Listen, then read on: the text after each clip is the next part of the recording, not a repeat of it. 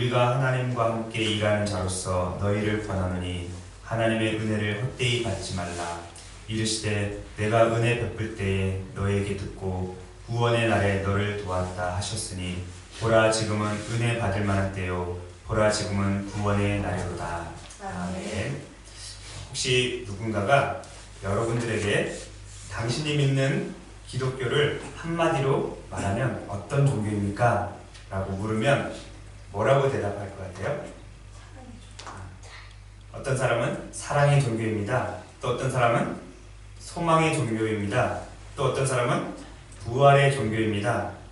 또 어떤 사람은 희생의 종교입니다. 라고 이렇게 여러 가지로 대답을 할 것입니다. 그런데 우리가 믿는 기독교를 한마디로 표현하면 우리는 은혜의 종교입니다. 라고 대답할 수가 있습니다. 기독교에서 아주 유명한 신학자 중에 한 사람인 제임스 패커는 어느 교회에서나 흔히 기독교를 은혜의 종교라고 부른다 라고 그렇게 말을 했습니다. 그리고 이 시대에 가장 영향력 있는 기독교 작가 중에 한 사람인 필립 얀시라는 분이 있는데 이 필립 얀시가 놀라운 하나님의 은혜라는 책을 썼습니다. 그 책에 보면 내가 은혜에 대한 생각을 떨치지 못하는 것은 아마도 중요한 신학 용어 중에서 이것만은 아직 상하지 않았기 때문일 것이다.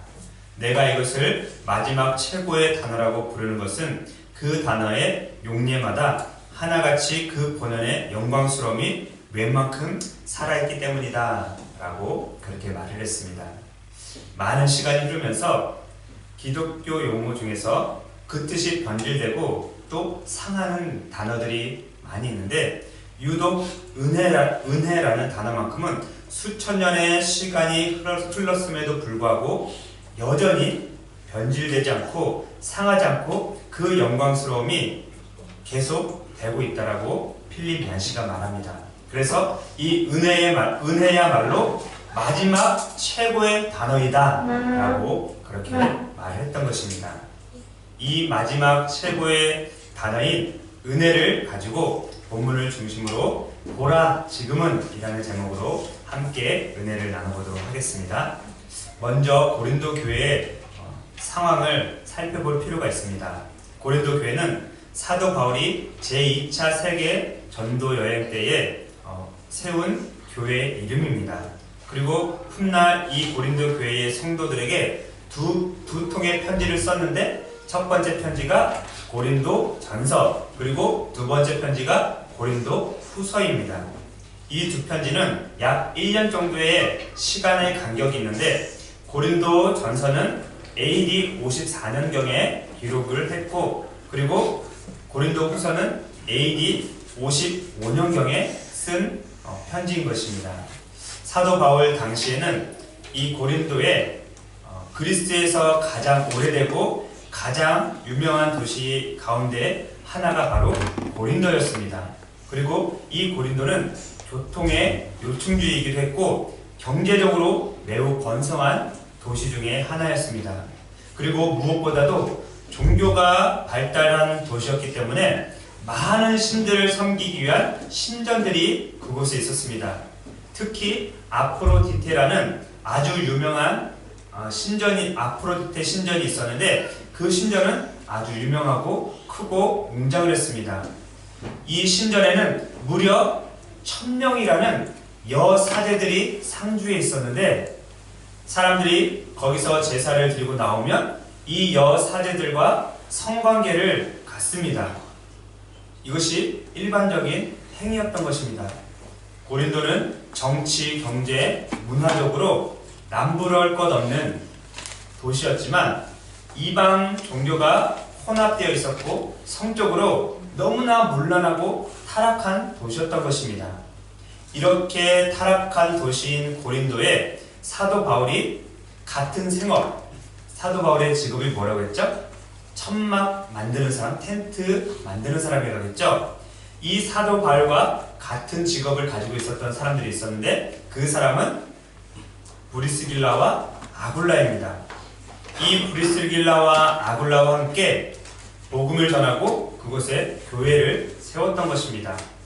하지만 언제인지부터 모르게 이 고린도 교회 안에 타벌 싸움이 벌어지게 되었습니다. 어떤 사람들은 나는 바울을 따른다 라고 해서 바울파를 만들었고, 또 어떤 사람은 알렉산드리아 출신 유대인이었던 아볼로를 따른다 해서 아볼로파를 만들었습니다. 그리고 예수님의 제자 중에 한 사람이었던 베드로, 원래 베드로의 이름이 게바였는데 게바를 따른다 해서 게바파를 만들기도 했습니다. 그리고 누가 뭐래도 우리는 예수 그리스도만 따르겠다 라고 해서 그리스도파가 생겨나게 된 것입니다. 이렇게 고린도 교회 안에 네 파가 함께 공존을 하고 있었던 것입니다. 뿐만 아니라 고린도 교회 안에는 이방인들 중에도 없는 음행이 벌어지고 있었는데, 어떤 사람이 아버지의 아내를 취했다라는 것이 소문이 도는 것입니다. 즉 계모와 성적인 관계를 가진 것입니다. 게다가 세상 법정에서 같은 교회 성도들끼리 고발하는 그러한 소송 사건이 벌어지기도 했습니다. 그야말로 고린도 교회는 바람 잘 날이 없고 안팎으로 시끄러운, 그리고 성적으로 너무나도 문란한 그러한 교회였다는 것입니다. 또 고린도 교회 안에는 유대교회에서 기독교로 개종한 유대인들과 우상을 섬기던 사람들이었던 로마인 그리스인들이 그리스도교로 개종해서 함께 어우러져서 예배를 드리고 있었습니다. 때문에 다른 문제가 또 생기기도 했는데, 그것은 우상에게 바쳐진 고기를 먹느냐 먹지 않느냐, 먹어야 하느냐 말아야 되느냐 라는 그러한 일들이 벌어졌던 것입니다. 유대교에서 개종한 그리스도인들은 우상에게 바쳐진 고기는 절대 먹으면 안 된다 라고 해서 한 점도 안 먹었고, 이방인에서 기독교로 개종한 사람들은 그게 어떠냐, 다 음식인데 라고 하면서 우상에게 바쳐진 고기를 먹었던 것입니다. 그때 사도 바울이 이 문제를 해결할 방법으로 이렇게 말을 합니다. 우상에게 바쳐진 제물을 먹는 일은 아무것도 아닙니다. 하지만 그 제물로 만든 음식이 내 형제 중 한 사람이라도 실족하게 한다면 나는 영원히 그 고기를 먹지 않겠습니다 라고 그렇게 말을 했습니다.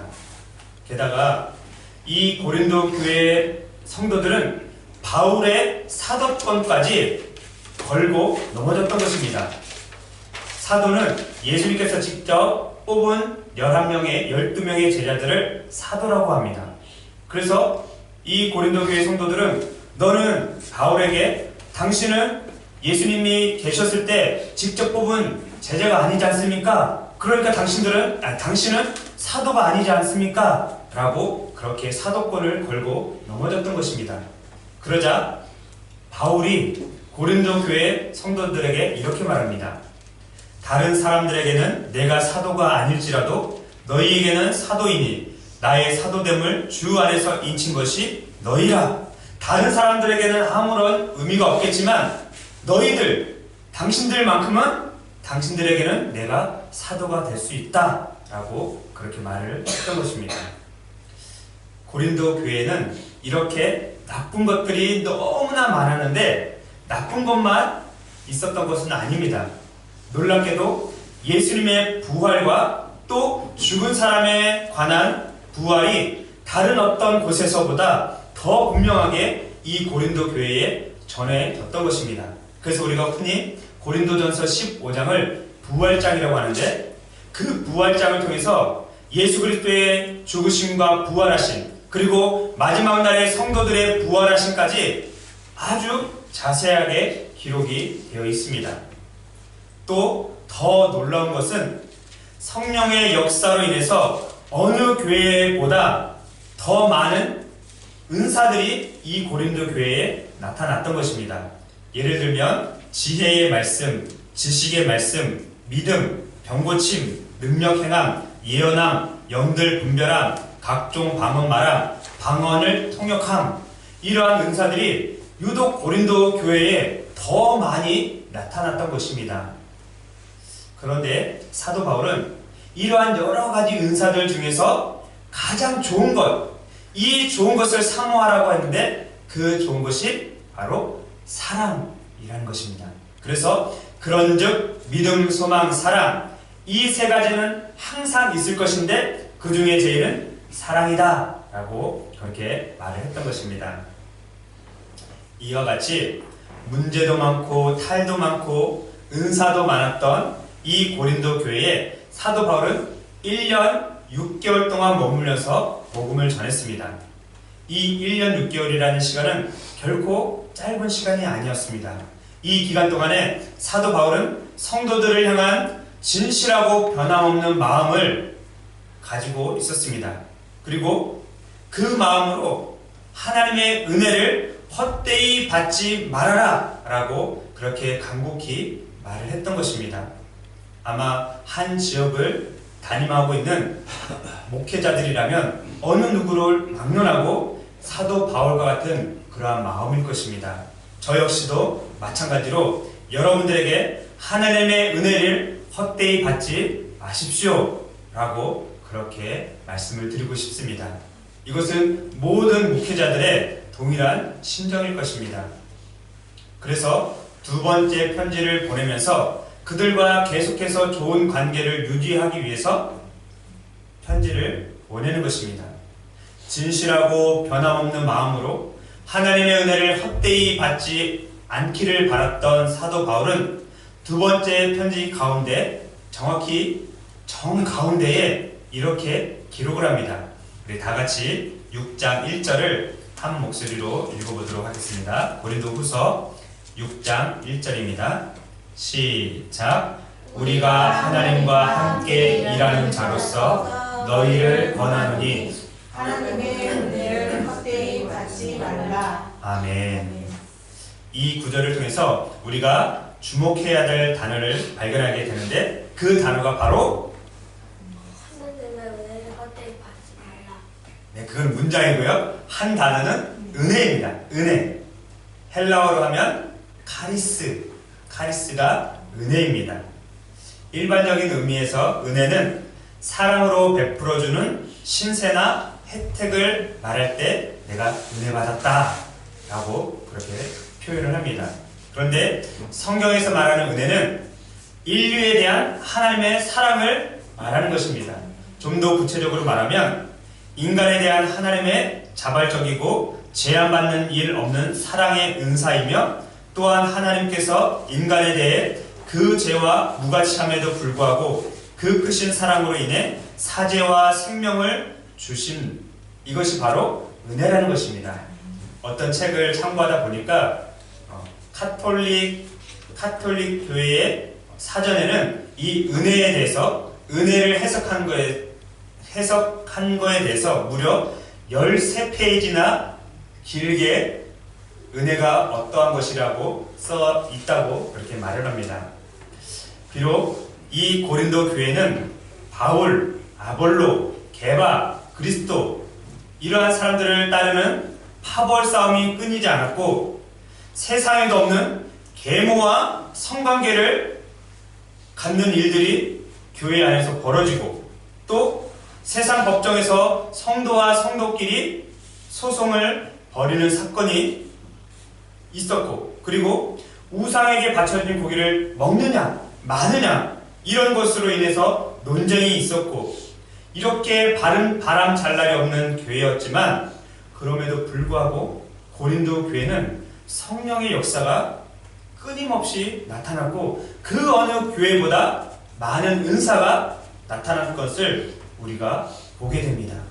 이처럼 고린도 교회의 성도들은 그 어떤 교회의 성도들보다 하나님의 은혜를 많이 받았던 사람들이었음에 틀림없습니다.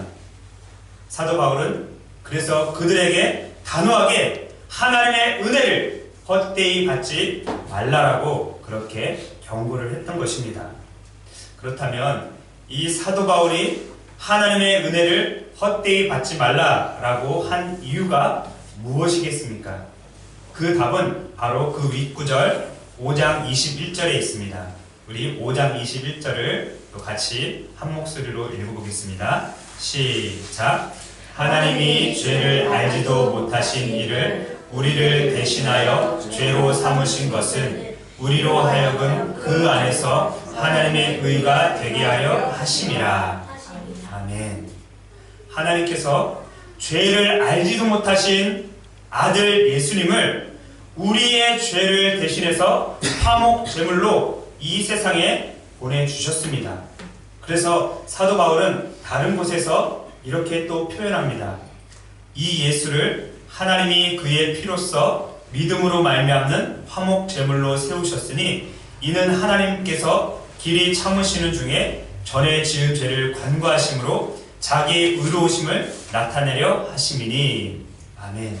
구약시대에는 소나 양이나 염소와 같은 짐승들이 화목 제물로 드려졌습니다. 그런데 1년에 한 번씩 드려졌던 그 제사가 해마다 또 드려졌던 것입니다. 그런데 예수님께서, 죄를 알지 못하신 예수님께서 직접 어린 양이 되셔서 화목 제물로 드려지신 이후에는, 그 후로는 더 이상 제물로 하나님 앞에 제사를 드릴 필요가 없게 되었던 것입니다. 이 화목 제물은 반드시 죄가 하나도 없는 사람이 드려져야만 하는 것입니다. 만약 죄가 0.0000001%만 있어도 그 사람은 결코 화목 제물이 될 수가 없습니다. 그래서 하나님은 하나님의 아들이신 예수님을 이 세상에 보내주시기로 작정을 하셨고, 하나님이신 예수님께서 100% 사람의 몸을 입고 이 세상에 오신 것입니다. 그래서 성경은 이렇게 말씀합니다.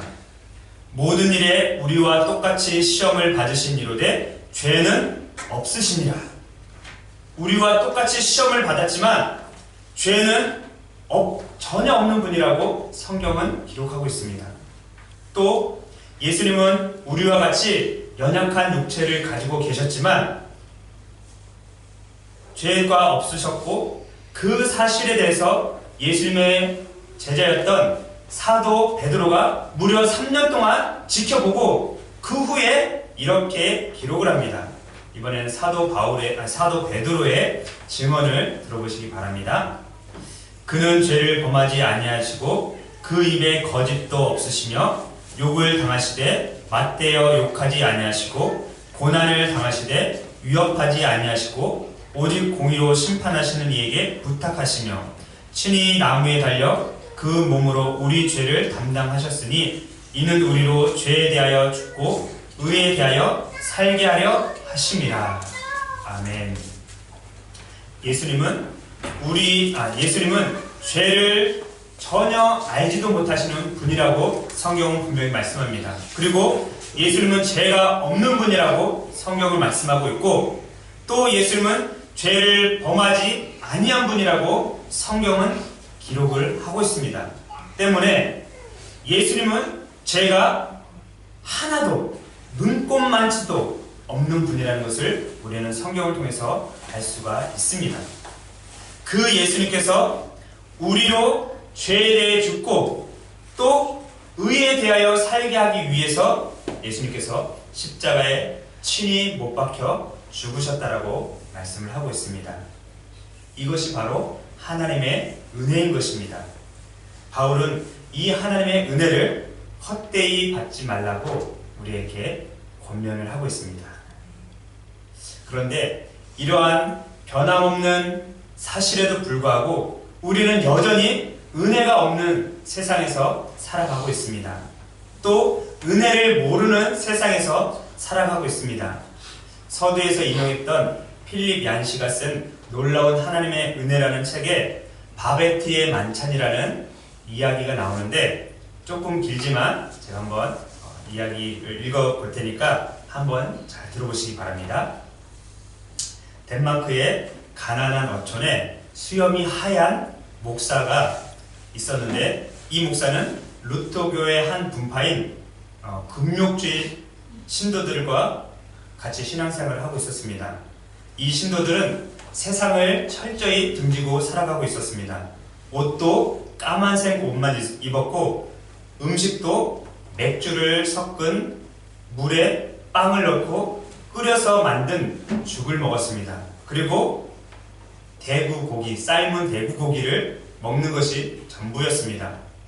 주일이면 신도들이 예배당에 모여서 내 고향 예루살렘 사모하는 그 이름, 이런 찬송이 있나 봐요. 내 고향 예루살렘 사모하는 그 이름 같은 찬송가만 불렀습니다. 그러니까 거의 맨날 장례식 같은 분위기였겠죠. 그리고 그 늙은 목사에게는 2명의 딸이 있었는데 이 2 딸은 너무나 아름답고 예쁘게 생겼습니다. 그래서 마을 사람들 중에 어떤 사람들은 매주마다 이 딸들을 보기 위해서 예배당에 나왔다고 합니다. 그러던 중 어느 날 한 젊은 장교가 이 큰딸에게 반했습니다. 그래서 이 큰딸에게 청혼을 했는데 이 큰딸이 이 젊은 장교를 거절을 했습니다. 그래서 그 장교는 말을 타고 떠나서 소피아 여왕의 시녀와 결혼을 하게 됩니다. 둘째 딸은 얼굴만 예쁜 게 아니라 목소리도 좋았습니다. 그래서 꾀꼬리처럼 너무 목소리를 잘해서 교회에서 찬양을 부르면 마치 여기가 천국에 있는 것처럼 그렇게 느껴질 정도로 찬양을 잘 불렀습니다. 덕분에 당시에 프랑스에서 가장 유명했던 오페라 가수가 휴양차 이 덴마크 지역에 왔다가 이 둘째 딸의 노래를 듣고 당신 정도면 온 프랑스가 그 발 앞에 엎드릴 것이고 왕들이 줄지어서 그대를 맞을 것이고 그대는 마차에 실려 저 화려한 카페 앙글레에 가서 저녁을 먹게 될 것이요 라고 칭찬의 말을 해줬습니다. 하지만 이 둘째 딸도 그와 함께 몇 번의 노래 연습을 부르고 사랑에 관한 그러한 오페라를 연습하다가 마음이 불안해지기 시작했습니다. 그리고 그녀의 마음은 이 새로운 쾌락에서 끊어버려야 돼 라고 해서 그 오페라 가수의 레슨을 거절하게 됩니다. 그렇게 해서 15년이라는 세월이 흐르고 마을 분위기는 많이 바뀌었습니다. 2 자매는 독신으로 이제 중년이 되었고 돌아가신 아버지 목사님을 대신해서 예배를 인도했습니다. 하지만 늙은 목사님이 없어지자 성도들의 관계는 극도로 나빠지기 시작했습니다. 또 남자 성도들 사이에는 사업상의 문제로 앙심을 품게 되었고 어떤 남녀는 무려 30년간 눈이 맞아서 바람을 폈다는 소문까지 돌게 되었습니다. 그리고 10년 넘게 말을 건네지 않은 그런 노인들도 생기게 되었던 것입니다. 주일이면 여전히 예배당에 모여서 내 본향 예루살렘 사모하는 그 이름, 마치 장송곡 같은 찬송을 부르면서 그렇게 죽을 때 부르는 찬송 같은 것을 장송곡이라고 합니다. 그런 것을 부르면서 예배를 드렸던 것입니다. 그런데 비가 억수같이 쏟아지는 날 이 2 자매의 집 문에 쿵 하고 소리가 들립니다. 그래서 문을 열어보니까 어떤 여자가 그 문 앞에 쓰러져 있었습니다. 그리고 2 자매의 도움으로 이 여자는 겨우 정신을 차리게 됩니다. 프랑스에서 온 사람이었기 때문에 덴마크 말을 전혀 할 수가 없었습니다. 그런데 그 여자의 손에 편지 한 장이 들려져 있었습니다. 그 편지는 아주 오래전에 둘째 딸에게 오페라 노래를 가르쳐 주었던 오페라 가수가 써준 편지였습니다. 이 여자의 이름은 바베트였는데 프랑스에서 지금 내전, 프랑스 사람들끼리 전쟁이 일어나서 자기 남편도 죽고 또 아들도 죽고 그리고 친척들은 다 감옥에 갇히고 자기도 죽을 수밖에 없었던 상황이었는데 그 프랑스 오페라 가수가 배를 마련해주고 이 덴마크에 가면 당신의 목숨을 구할 수 있을 거다 라는 말을 해줘서 우여곡절 속에 지금 덴마크로 피신해 온 거였던 것입니다. 근데 그 편지에 이렇게 써 있었습니다. 바베트는 요리를 할 줄 압니다. 이 짧은 한 문장이 쓰여 있었던 것입니다.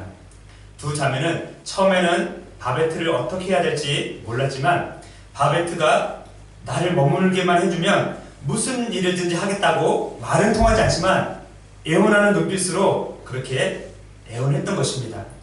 그래서 어쩔 수 없이 이 바베트를 가정부처럼 집에서 이렇게 생활하게 만듭니다. 바베트는 한약처럼 두 자매가 시키는 일을 토를 달지 않고 열심히 일했습니다. 그리고 마을의 가난한 사람들에게 먹을 것도 주고 집안일도 해주었습니다. 주일 예배도 거들어 주었습니다. 그러자 침울하게 가라앉아 있었던 동네가 다시 활기가 뛰기 시작합니다. 그렇게 12년의 세월이 흘렀습니다. 12년 만에 바베트에게 편지 한 통이 도착을 했습니다.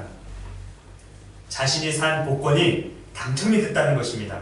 무려 1만 프랑, 1만 프랑이 얼마 되는지 모르겠지만 아무튼 프랑스 돈으로 엄청 큰 돈이었던 것 같습니다. 무려 1만 프랑을 복권이 당첨이 돼서 상금으로 받게 된 것입니다. 우연히도 바베트의 복권이 당첨됐던 그때는 두 자매의 아버지의 100주년 생신 기념을 하는 잔치를 열려고 했던 때와 딱 맞아 떨어진 것입니다. 그 사실을 알게 되었던 이 바베트는 부탁이 있다고 하면서 두 자매에게 이렇게 말합니다. 저는 12년 동안 한 번도 당신들에게 무언가를 부탁한 적이 없었습니다. 그런데 이제 부탁이 하나 있습니다. 아버님의 생신 기념 예배 저녁 식사를 제가 준비하고 싶습니다. 라고 그렇게 부탁을 했던 것입니다. 제대로 된 프랑스 요리를 당신들에게 대접하고 싶습니다. 이렇게 얘기를 했던 겁니다. 두 자매는 마지못해서 허락을 했습니다. 나의 아버지의 생신인데 다른 이방인이 차린 게 별로 달갑지가 않았던 거죠.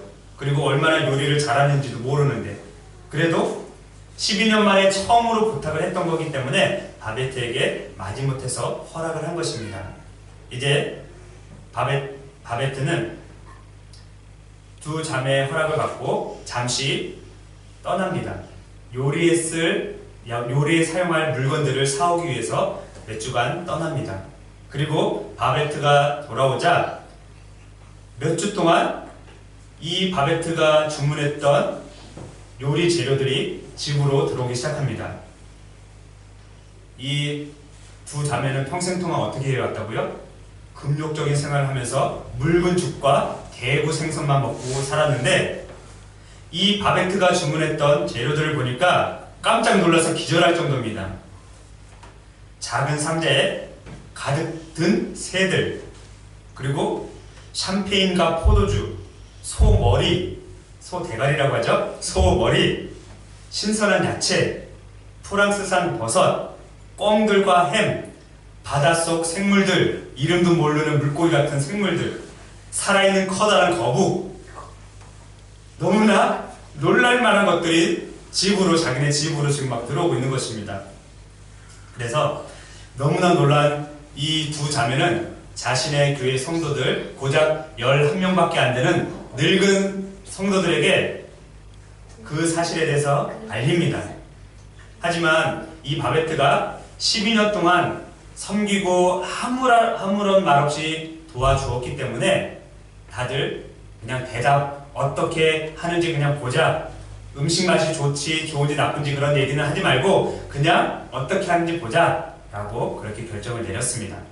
그리고 찬이와 똑같은 생일날 12월 15일날 드디어 온통 하얗게 누린 눈이 내린 이 예배당에서 파티가 열립니다.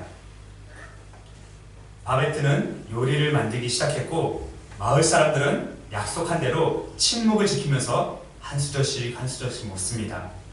그런데 그때 첫 큰딸에게 청혼을 했던 장교가 장군이 돼서 자기네 할머니를 모시고 이 예배당에 오게 된 것입니다. 이 장교는 프랑스에서 여러 해를 생활했기 때문에 프랑스 요리를 알고 있었습니다. 다른 사람들은 아무런 표현을 못하는데 이 장교만 먹을 때마다 감탄을 연발했던 것입니다. 분위기가 점점 무르익자 마을 사람들은 이제 한두 명씩 한두 마디씩 이야기를 합니다. 그리고 술까지 아까 샴페인과 포도주가 많았다고 그랬죠. 그것을 이제 많이 마셔서 기분이 좋아졌던 장교가 이렇게 이야기합니다. 친애하는 여러분, 은혜와 진리가 하나로 만나고 의와 천국의 기쁨이 입맞추는 밤입니다. 라고 이렇게 말을 했습니다. 성도들은 그 순간에 허황된 환상이 깨지고 그들의 눈에서 비밀 같은 것이 벗어지는 것을 느꼈습니다. 그리고 우주의 참모습을 보게 된 것입니다. 식사를 평생 한 번도 먹어보지 못했던 식사를 마친 다음에 이 11명의 노인들은 밖에 나가서 우물가 앞에서 삥 둘러서 손을 잡고 찬양을 부릅니다. 아까 불렀던 그 찬양, 이제는 감동이 다른 그 느낌으로 찬양을 부른 것입니다. 그리고 반대편 부엌에서는 더러운 접시, 깨진 상자, 채소 찌꺼기, 빈병 등 정신이 사나울 만큼 산더미처럼 부엌에 쌓여져 있습니다. 그리고 그 부엌 한가운데 바베트가 12년 전에 처음 이 집에 와서 힘없이 쓰러져 있었던 그 모습으로 바베트가 부엌에 앉아 있었습니다. 두 자매는 바베트에게 이렇게 말합니다. 정말로 훌륭한 식사였습니다. 바베트는 한참 만에 대답을 합니다. 제가 한때 카페 앙글레의 요리를 맡았지요. 두 자매 중에 동생이 또 말합니다.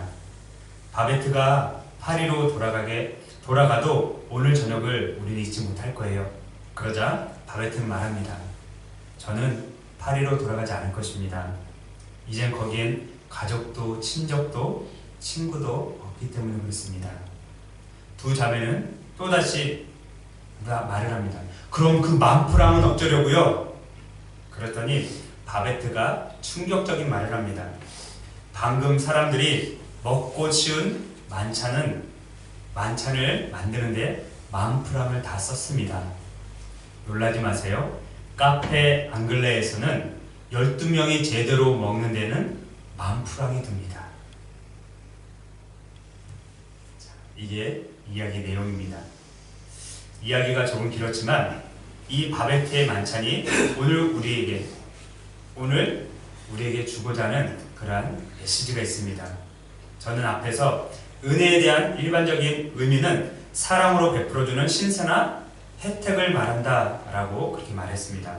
반대로 우리는 사랑을 베풀어주는 신세나 혜택을 모르는 사람들을 향해서 뭐라고 하죠? 배은망덕한 사람이라고 말을 합니다. 바베트는 자신에게 사랑으로 베풀어 주었던 자신이 사랑을 받았기 때문에 은혜를 받았기 때문에 그 은혜를 사랑으로 베풀어 줄 수 있는 그러한 사랑으로 베풀어 줄 아는 사람이었던 것입니다. 그래서 복권 당첨금으로 받았던 1만 프랑을 다 써서 자신이 받은 은혜를 갚았던 것입니다.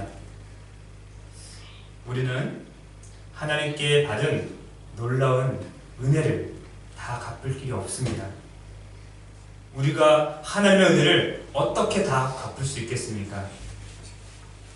만 프랑, 1억, 10억, 100억, 1000억, 1조 못 갚습니다. 다 갚는 건 둘째치고 갚을 길이 없습니다. 그래서 성경은 우리에게 이렇게 말씀합니다.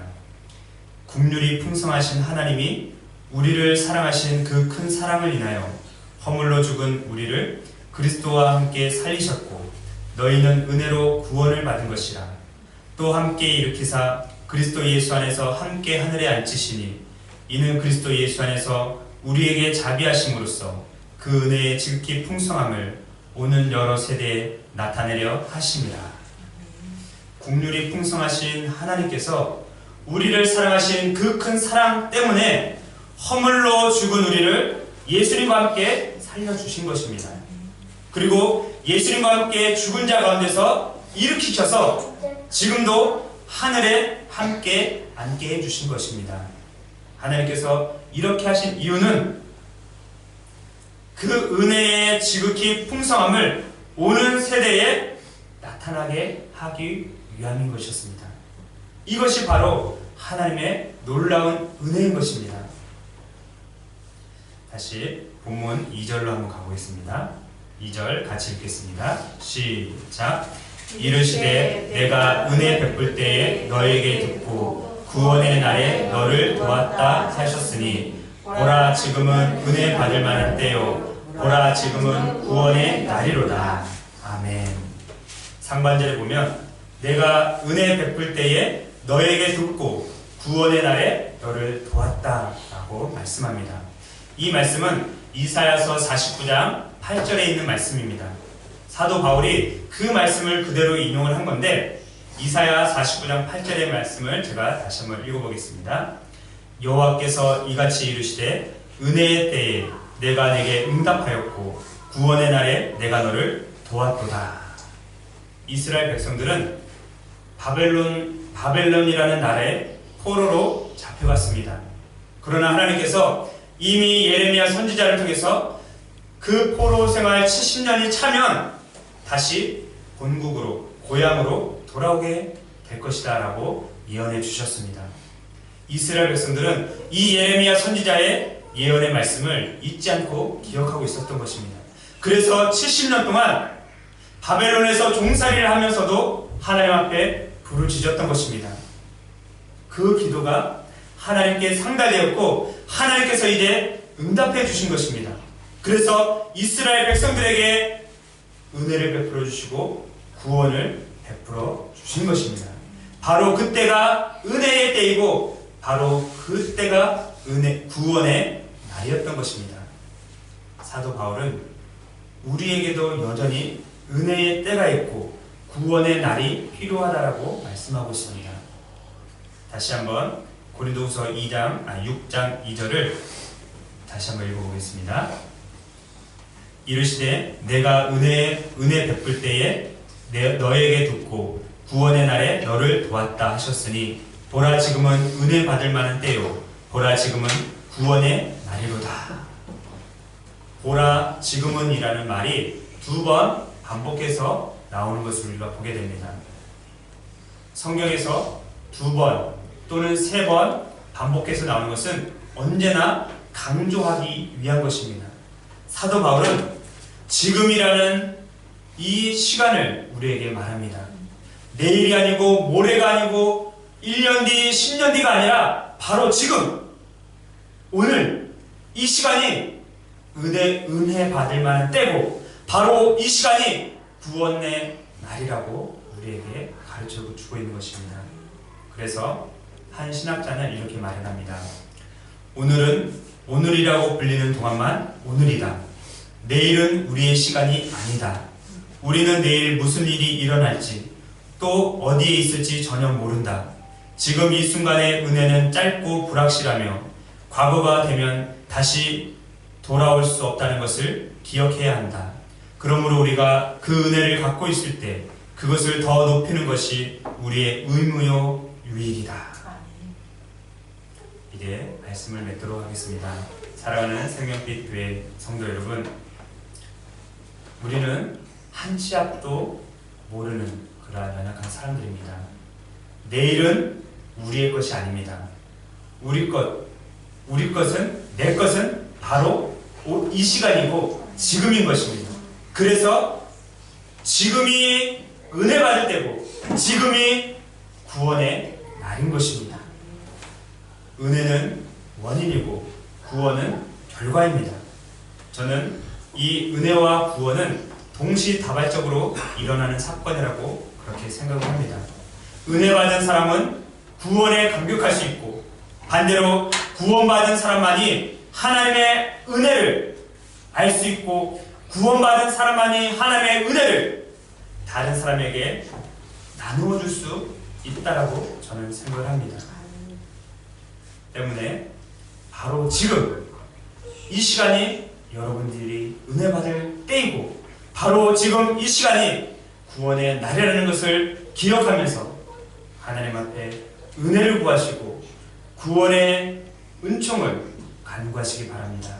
그리할 때 하나님께서 지금 이 시간 우리에게 은혜와 구원을 베풀어 주실 것입니다. 또한 이미 은혜와 구원을 받은 분들은 그렇게 살아가시기 바랍니다. 아베트처럼 나의 모든 것을 들여서 다른 사람을 섬길 수 있는 그러한 삶을 살아가시는 저와 여러분들이 되시기를 간절히 바라겠습니다. 기도하겠습니다.